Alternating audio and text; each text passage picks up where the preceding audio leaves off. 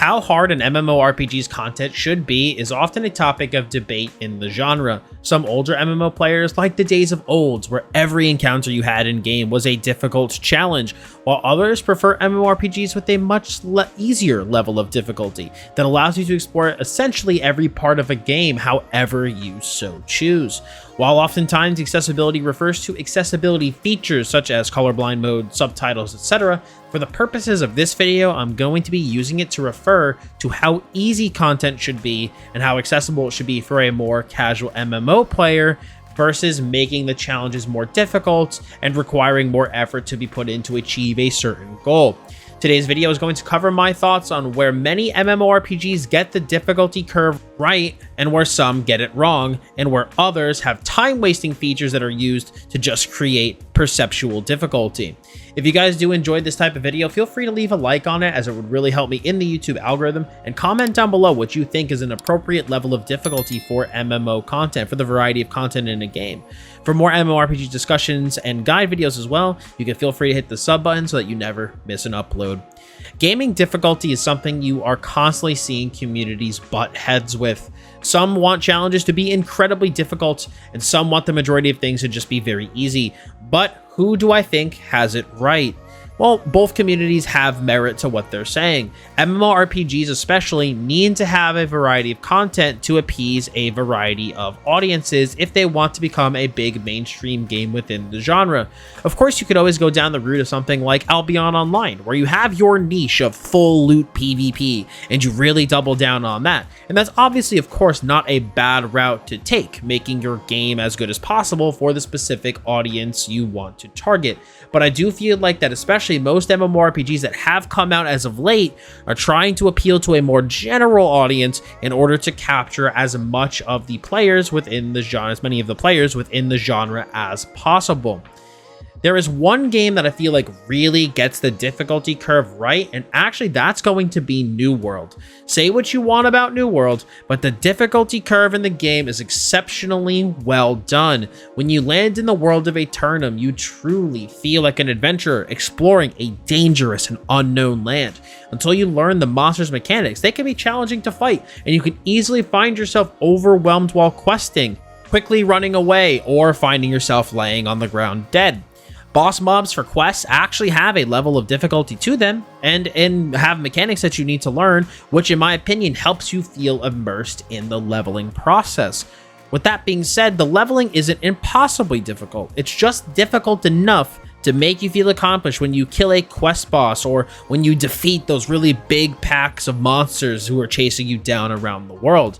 Now, of course, New World's initial leveling process was not the best and is being heavily improved in the Brimstone Sands update, but that's a topic for another time. The dungeons are pretty similar in the game as well. The regular dungeons can be a bit tough for newer players, but as you get more experienced, still give you a nice challenge. Not insanely difficult, but very doable on your first run through without feeling like you need to look up a guide on how to do it. But for those looking for that next level of difficulty, you have the mutators, which are really similar to WoW's Mythic Plus system, allowing those who want to push content to the highest levels to do so, making the dungeons more challenging, have extra mechanics and things like that, depending on how high the mutator level is. New World may have many problems, but it has, in my opinion, really nailed down what a proper difficulty curve looks like in an MMORPG. On the flip side, there are MMOs that get this very wrong, and The Elder Scrolls Online is a perfect example of this. I have a video that talks about this more in depth if you're particularly interested in ESO as a game, but for those of you who maybe aren't as familiar, ESO's difficulty curve is on both ends of the difficulty spectrum, and really basically nowhere in the middle. The leveling content is brain dead easy. I tried once to actually create like an Iron Man leveling challenge in the game and could not physically make the leveling hard enough for myself, and I honestly think I would have had to take off basically all my armor and weapons for it to be difficult.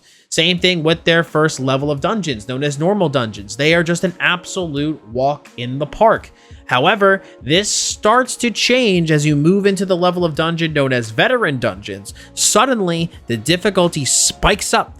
The spike of difficulty is, of course, not a problem for more experienced players, but it is for players who are new to the game, and because of this, it is around this point where you see a lot of players burning out on ESO, right at the point where they're trying to move from becoming a beginner player to a more intermediate player. The spike of difficulty in this game, like that it has around this point, is to such a level that most experienced players in ESO will tell newer players barely to even waste their time with normal versions of dungeons unless they're specifically farming for gear. The normal dungeons are just so easy in comparison to their veteran counterparts, they just do not prepare you for the challenges ahead.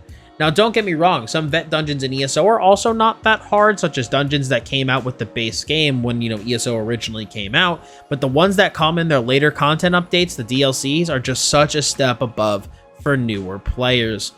Now, while we've discussed content being easy and content being hard, you also have people within the MMORPG community who conflate time-wasting mechanics with something being difficult, and nothing comes to my mind faster when talking about this topic than World of Warcraft raiding. Defenders of the time-wasting mechanics in WoW say things along the lines of, oh, improving this or working on this would just make the game too easy, but giving a game better quality of life features does not make the game easy. Nerfing raid bosses and content would make the game easy. Having a game waste your time is not difficulty. It just creates artificial friction that makes the game itself difficult to play, not the content that you're actually undertaking. Wouldn't you prefer to spend more of your time pulling bosses and killing mobs than just wasting your time running around due to artificial barriers put in place? Because I know I sure would. And a couple of things that come to my mind specifically in regards to WoW raiding, for those who maybe aren't as familiar with it, are things such as spawning back at the beginning of a raid when you die. Why don't you just spawn in front of the boss that you died at? Why do I have to run all the way back? Why do certain consumables not persist through death? And why do I have to carry so many of them on me? Just have them persist through death so I don't have to completely rebuff myself after every wipe. When trying to summon a new player to your raid, you have to run all the way back to the beginning of the raid and use a summoning stone there to summon them in, or specifically have a warlock to do so. Why are there not summoning stones at every boss? Or why is this very important time-saving mechanic only tied to a singular class and not to multiple? In addition, WoW raiding also has a lot of one-shot mechanics that make your raid group essentially only as strong as your weakest player. Several MMORPGs I play have this issue where all the difficult mechanics just one-shot the whole group, and having some of these is fine, sure, but there are also ways to make fights difficult outside of this, such as heavy damage over time, killing only the player that made the mistake, hitting your resources, etc. There are plenty of games that have solved a lot of these issues that WoW has, but for whatever reason, WoW still has them, and there are players that also, for whatever reason, just defend these things. Mechanics like these do not create difficulty, they just create problems. Artificial, time-wasting barriers that prevent people from engaging in the content that they want to engage in. So they just don't. WoW raiding takes so long because of things like this, and people who are more casual and have less time in a week can't dedicate that time to raiding, not because they don't want to, just because it takes too damn long. You also have players in the MMO genre who believe that everything should just be able to be acquired by everybody, which is also, in my opinion, a flawed way of thinking. This, from my experiences personally, typically come from more casual players who don't either have the time or the ability to do high-end content and want things that are out of their reach. And I think one of the biggest reasons that I don't like this way of thinking is it removes a sense of long-term goals in an MMO.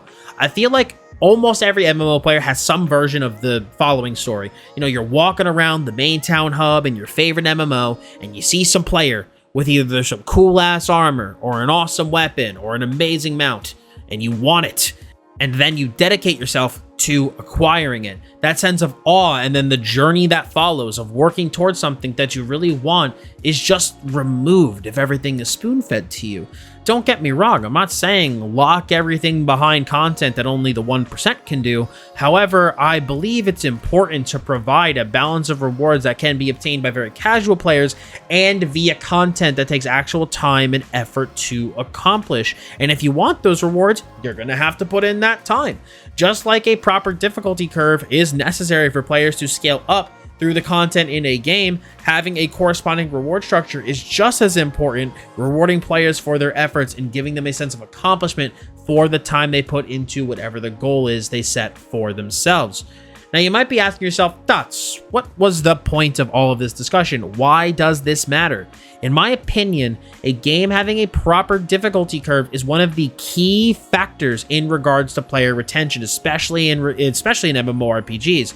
If you look at a game like WoW, more people aren't in the raiding scene because of the time that it demands due to artificial time wasters put in your place. Or put in place, like in front of you. If you look at the Elder Scrolls Online, it has horrendous player retention due to the exponential increase in content difficulty that it has. However, if you look at something like New World, players were not leaving that game due to difficulty. In fact, most players praised New World early on for how enjoyable it was, how fun the questing was, the early dungeons were, etc. But what made people start to leave in regards to the scope of this video were things such as the dungeon orbs, which made it unnecessarily difficult to run dungeons, again, an artificial time waster, the repetitive leveling process, and the barren endgame. But now that those things are being improved upon, the population of New World is starting to grow once again.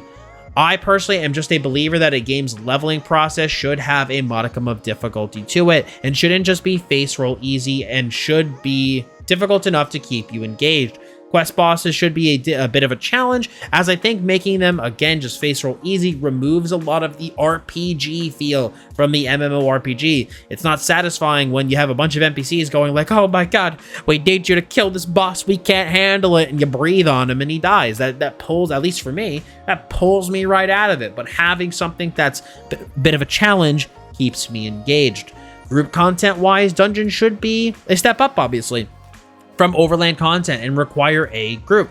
However, the early on dungeon shouldn't be insanely difficult, just difficult enough to provide a group with a challenge and prepare them for the endgame content. Then endgame content provides you with a nice level of progression, either through a Mythic Plus or Mutator style system, or through levels of raid difficulty like normal, heroic, mythic, etc. I feel like this isn't a topic that's typically discussed very much in regards to creating a successful MMO, but it's something that I do feel plays a very important role, not just to create a level of immersion in your game early on, but to keep players retained and engaged with the game as they move from being a new player to an intermediate player, and eventually and hopefully becoming an endgame player, and then having a corresponding reward structure that goes alongside of it.